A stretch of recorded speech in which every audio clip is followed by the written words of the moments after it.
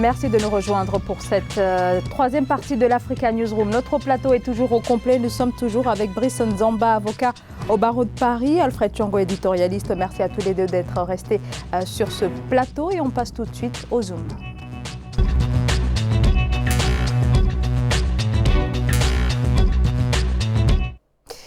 L'UNICEF exhorte les autorités du Soudan du Sud à œuvrer davantage pour relancer l'éducation dans ce pays où le taux d'alphabétisation est le plus bas au monde.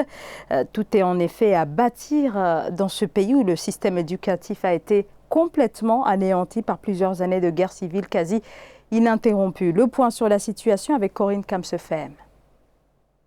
En 2019, l'État du Soudan du Sud n'a dédié que 5,6% de son budget national au financement de l'éducation, soit le taux le plus faible en Afrique de l'Est. Pourtant, la norme internationale prescrit une part de 20%. Dans son rapport annuel, l'UNICEF, le Fonds des Nations Unies pour l'enfance, recommande à ce pays d'investir davantage dans l'éducation des enfants, surtout que 2,2 millions d'entre eux n'ont pas accès à une éducation de qualité. La pauvreté, la discrimination due au sexe, au handicap, à l'origine ethnique ou à la langue d'enseignement, à l'éloignement physique des écoles et à la médiocrité des infrastructures sont parmi les obstacles qui continuent d'empêcher les enfants les plus pauvres d'accéder à une éducation de qualité.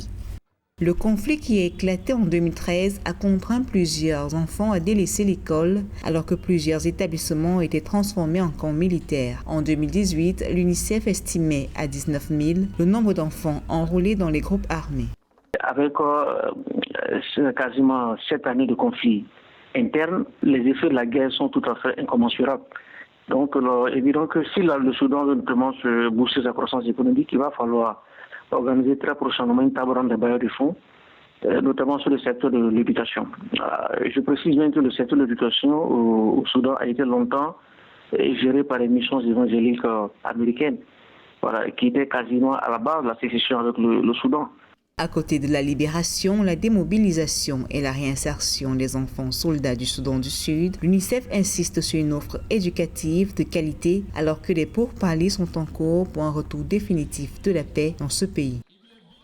Le Soudan du Sud, des années de guerre civile. Alors, ça pose quand même la question de savoir comment relancer le secteur de l'éducation dans un contexte de crise. C'est ça aussi la question. Est-ce que c'est possible véritablement, Brice Nzamba? Alors, moi, je pense que c'est d'abord une question de volonté politique et puis de hiérarchie de priorité. Voilà, parce que quand on doit gérer une crise politico-militaire, c'est vrai que pour la plupart des dirigeants, la priorité, c'est d'abord de rétablir l'ordre. Voilà. Et donc, rétablir l'ordre, avec son corollaire, souvent, c'est l'enrôlement forcé des jeunes, ou pour certains même des enfants, hein, puisqu'on a connu la crise des enfants soldats. Et donc, ce qui fait que le secteur de l'éducation est vraiment le cadet de soucis. C'est ce qui se passe souvent quand un pays est en crise. Ça, ce n'est pas, il faut le dire, c'est objectif. Mais en revanche, je pense que quand un pays est en crise, et que ce n'est pas toute l'étendue du territoire qui est en crise, et qu'il y a des poches, il y a des lieux qui sont circonscrits, où il y a qui sont des théâtres d'opérations militaires, cela n'empêche pas que dans les zones où il y a quand même la paix, qu'on puisse organiser quand même le système éducatif, que les enfants aillent à l'école, que les enfants soient alphabétisés, pour que finalement, quand la paix sera rétablie, qu'on puisse généraliser cet élan-là. Donc moi, je pense que pour répondre à votre question, une crise militaire qui n'est pas généralisée n'exonère pas les dirigeants politiques d'organiser le système éducatif dans les territoires qui sont tranquilles, qui sont en paix. Alfred Tchongo. Je pense, mais vraiment, le premier point le plus important, c'est de constater que la création de l'État du Soudan du Sud a été faite dans la précipitation et donc est une catastrophe.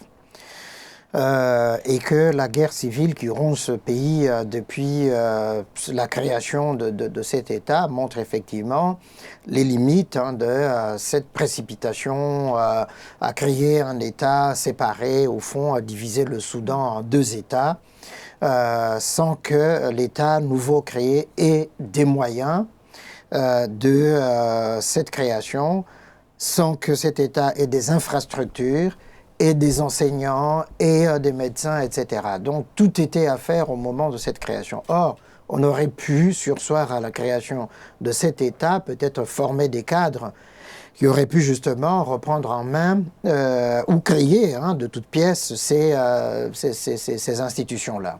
Or, on s'est précipité là-dedans et puis la guerre civile est arrivée avec la mort de John Garang. Salva Kiir est arrivé avec Riek Machar jusqu'à aujourd'hui. Cette crise politique plombe complètement tout projet possible de reconstruction de l'État ou de construction même de cet État du Soudan du Sud.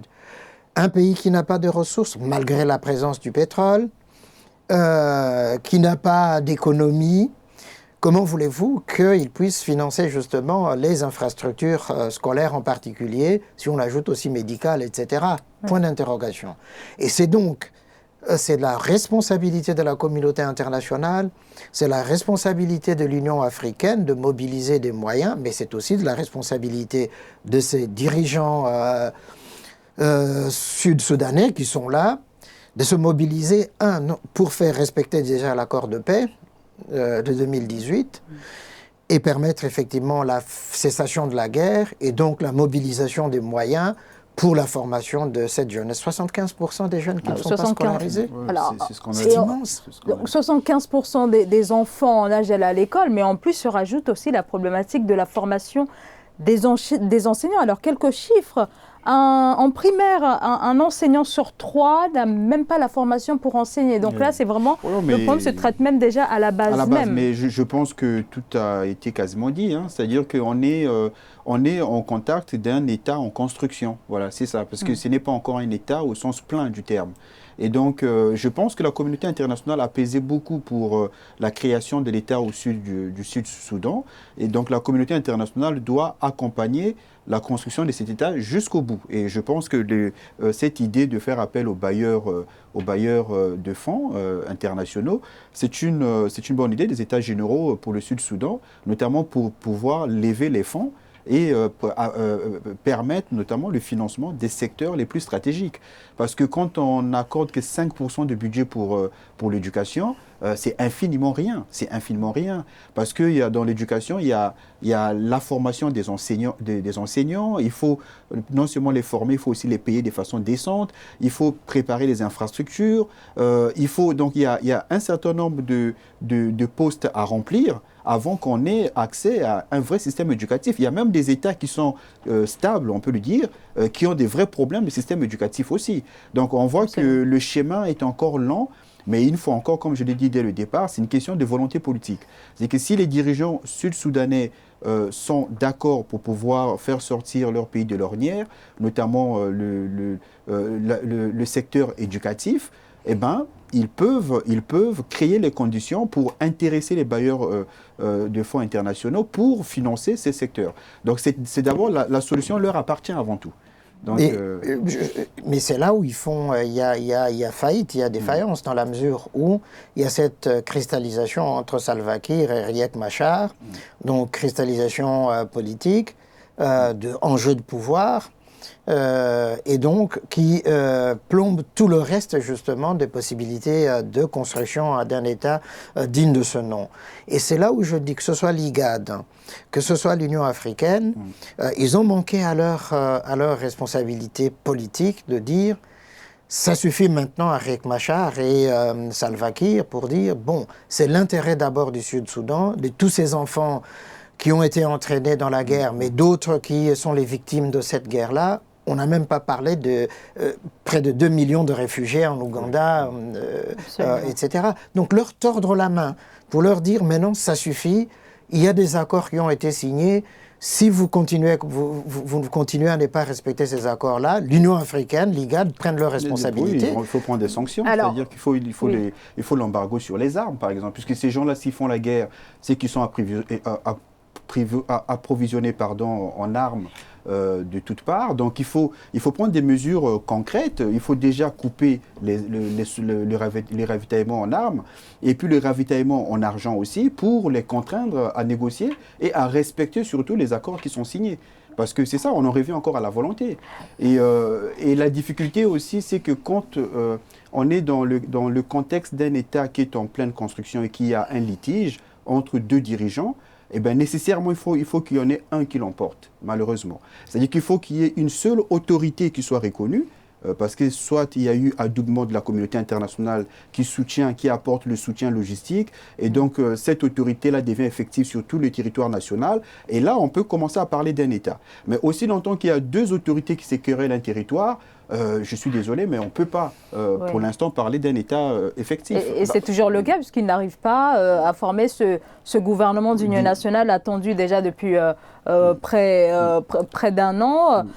Mais la question, c'est de savoir pourquoi l'IGAD et l'Union africaine continuent de négocier avec le président Salva Kiir et son adversaire Riek Machar. Est-ce qu'on peut négocier? Est-ce que ceux-là même qui ont provoqué la crise actuelle, est-ce que peuvent être ceux qui peuvent contribuer à la résoudre? Ça montre les limites de ces organisations sous-régionales ou continentales qui n'ont pas les moyens de contraindre les dirigeants africains en général, mais ceux-là en particulier. On le voit avec la Libye, c'est pareil. Donc il y a ces limites-là. Mais puisque ce sont les acteurs majeurs, parce qu'au fond, en dehors de ces deux-là, on ne voit personne d'autre émerger ou qui ont peur parce qu'ils se disent, si on essaie de se montrer, on va nous couper la tête. Donc, ils se rangent soit derrière Salva Kiir, soit derrière Riek Machar. Et je pense à un moment donné, quand Riek Machar avait été blessé, on s'était dit, bon, c'est fini, maintenant. Ça va s'arrêter. Exactement. Or, il a été soigné, il est revenu, et encore, on les retrouve tous les deux au devant de la scène politique. Je pense effectivement qu'il faut des contraintes quand même plus fortes, à la fois au niveau de l'IGAD, au niveau de l'Union africaine et au niveau des Nations Unies. Exactement, pour les contraindre vraiment, parce que sinon, on est parti encore pour des années et des années comme ça. Il faut nécessairement qu'il y ait soit un accord de partage du pouvoir, et donc du renforcement de l'État sud-soudanais, soit il faut qu'il y ait une victoire d'un des partenaires. Voilà, il n'y a que ces deux hypothèses. Et donc la solution qui va s'imposer, c'est la solution que la communauté internationale va mettre en avant, soit en contraignant les intéressés, les protagonistes à respecter un accord qui prévoit le partage du pouvoir, et donc d'asseoir l'effectivité de l'autorité de l'État, et donc toute l'organisation qui va avec, le système éducatif, etc. Si on n'arrive pas à cette solution-là, ça me fait penser un peu à la Libye, hein, parce qu'il y a des leaders qui se battent, hein, qui réclament chacun avoir l'autorité légitime, et donc à un moment donné, il faut qu'il y ait soit un accord de partage de pouvoir, soit il faut qu'il y ait une partie qui l'emporte. Donc je pense qu'il n'y a que ça, hein, sinon... Mais c'est très compliqué lorsque, vous le disiez tout à l'heure, hein, il y a des interventions extérieures qui arment les uns et les autres suivant sous-régionaux. C'est ça, voilà, suivant leurs propres intérêts, ce qui fait que on ne peut pas aller au respect de cette solution. Même si l'Union africaine comprend, moi je comprends la position quand même de l'IGAD et de l'Union africaine, qui privilégie la voie de la négociation en se disant, au fond, quoi qu'il arrive, allons jusqu'au bout de la logique de la négociation, du dialogue autour de la table pour convaincre ces gens-là. Mais à un moment donné, si le dialogue, si la négociation ne marche pas... Il n'y a pas la bonne volonté. Oui, exactement. Qu'est-ce qu'on fait? Pour négocier, il faut avoir la bonne volonté de pouvoir respecter les accords qui découlent de la négociation et partager le pouvoir, organiser les élections et puis jouer le jeu. Si on a perdu, on a perdu. Et puis là, l'État s'installe pour de vrai. Donc je pense que aussi longtemps qu'on n'aura pas tous ces éléments-là, on reviendra encore discuter de l'éducation au Sud-Soudan, parce que avant tout, il faut qu'il y ait l'État. Oui, mais il y a vraiment, c'est tout à fait ça, mais cette méfiance entre les deux, en fait, c'est ça qui plombe même cette volonté politique-là. C'est-à-dire que les deux acteurs se méfient l'un de l'autre, se disant, si je cède un peu, il risque de me tuer. C'est ça. Et vice-versa.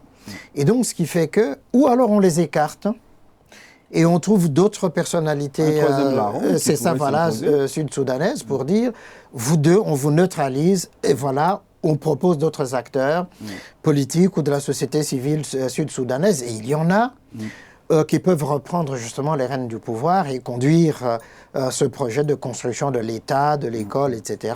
Sinon, on n'en sortira pas. Alors, est-ce que ce n'était pas donc une erreur de faire revenir Riek Machar? Alors, tout à l'heure, j'avais dit que ça faisait 1 an que l'accord avait été signé, mais ça fait pratiquement 2 ans. 2 ans, Je rectifie donc cette erreur-là. Est-ce que ce n'était pas une erreur de le faire revenir? Parce que du coup, on a le sentiment qu'on revient un petit peu à la situation de 2013. Oui, mais puisque c'est un protagoniste de la crise, donc on ne peut pas l'écarter aussi longtemps que le rapport de force sur le terrain, aussi longtemps qu'il est un des acteurs du rapport de force sur le terrain. Donc c'est ça.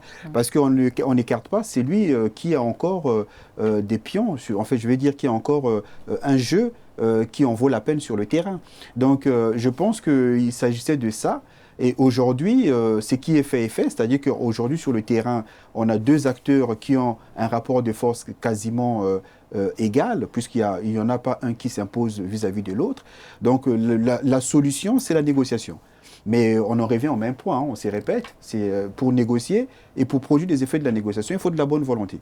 Voilà, donc je pense que ces 2 leaders doivent porter l'intérêt de leur peuple, ils doivent comprendre que le peuple sud-soudanais a beaucoup souffert, déjà avec la guerre avec le Nord-Soudan et en plus avec les guerres intestines. Donc il faut à un moment donné qu'ils puissent dépasser leurs propres considérations personnelles pour voir l'intérêt de leur population. Donc je pense qu'il n'y a que ça. Bon, on fait un peu les idéalistes, mais il n'y a pas d'autre possibilité que ça. Tout à fait. Et puis, de toute façon, le retour de Riek Machar était lié au fait qu'il avait donné des gages.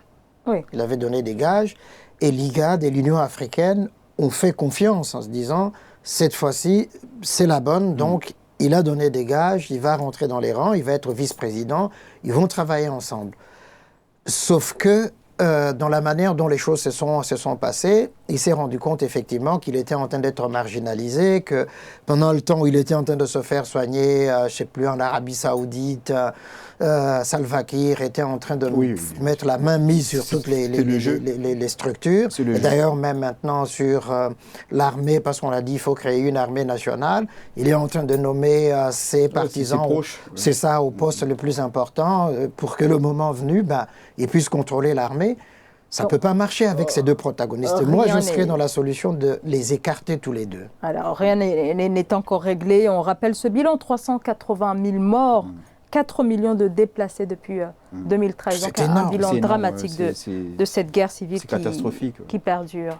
Merci beaucoup à tous les 2 d'avoir été présents ce soir. Brice Nzamba, je rappelle que vous êtes avocat au barreau de Paris, Alfred Tchongo. Merci beaucoup. Merci. Et merci à mes très chères téléspectatrices de leur accueil bienveillant. Merci beaucoup. Et je vous remercie également de nous avoir suivis. Je vous dis à très bientôt dans l'Africa Newsroom. Bonsoir.